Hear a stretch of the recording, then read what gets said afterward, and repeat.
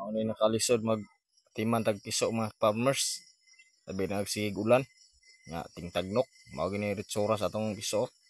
Puno og kanang sa Tagalog pa bulutong. Sa Bisaya puko. Abot nga sing lawas mga farmers.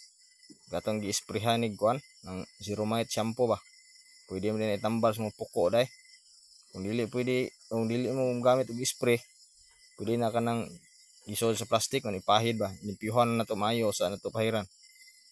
Sulbad bi ani mga farmers. Sa inyohan ni lisod mo kuning nani nga wala tay vaccine gamit mo ni kasagaran jud. Ning tagnok halos ngitan na igsuuna.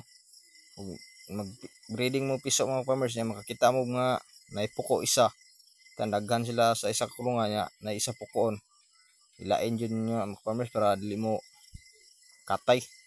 Matakdan yung uban ana. Kay mo ni ako wa na ako nagilain ng naguna ni. Mo ni nga takdan tanan. Halos na sila tanan noon. Pero na main lang kay naagapan na to. Naong luoy kayo. Mao na mga farmers, salamat.